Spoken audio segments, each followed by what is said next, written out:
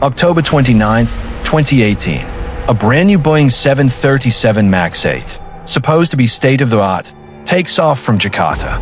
Just 18 minutes later, it plunges into the Java Sea, killing all 189 people on board. Then, March 10, 2019, another MAX 8 crashes shortly after takeoff from Addis Ababa. 157 more lives lost. 2 catastrophes. 1 failed system. A global aviation disaster that grounded Boeing's flagship plane for over a year. This is the story of why a Boeing 737 MAX fell from the sky, explained by a pilot. We'll dive deep into flight data, cockpit recordings, technical flaws, split-second decisions, and the regulatory failures that changed aviation forever. Boeing introduced the 737 MAX in 2016 to rival Airbus's A320neo. Equipped with larger, more efficient engines, it promised better fuel savings. But those bigger engines sat farther forward on the wing than earlier models, altering the pitch and stall characteristics of the aircraft. To fix this, Boeing designed MCAS, the Maneuvering Characteristics Augmentation System, a software overlay that automatically pushed the nose down if it sensed a stall, making the plane handle like previous 737s. Boeing deliberately did not include MCAS in pilot manuals, nor was it emphasized in initial training. Planes were marketed as not needing simulator training. October 29, 2018. Lion Air Flight 610 prepares for takeoff from Jakarta. It had experienced PITO, AOA, sensor issues on its previous flight, prompting maintenance, but no replacement of the faulty sensor. During takeoff, a faulty AOA sensor transmitted extreme high angle of attack readings. MCAS activated, pushed the nose down, repeatedly, without pilots knowing the system existed. Alarms went off. Pilots followed the runaway stabilizer checklist, but the repeated MCAS inputs overpowered them. They battled, but couldn't stop nose-down trim. The jet dove into the Java Sea.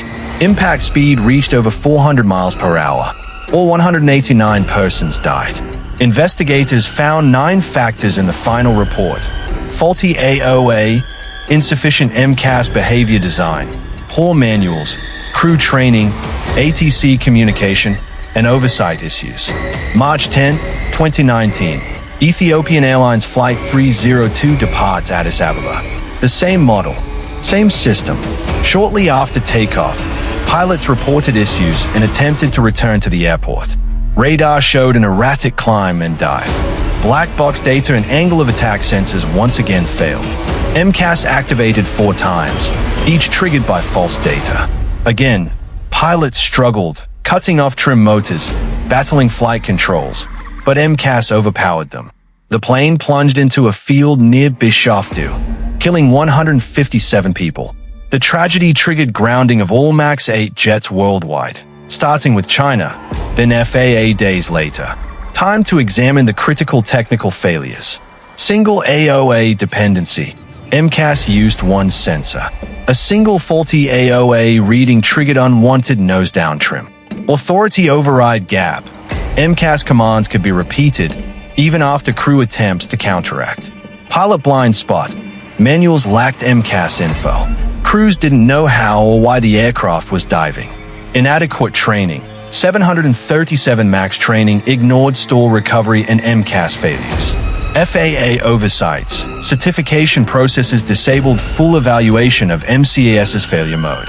American regulators allowed Boeing to self-certify many systems. Regulatory deal-making. Internal Boeing whistleblowers later revealed that cost and pace were prioritized over safety changes.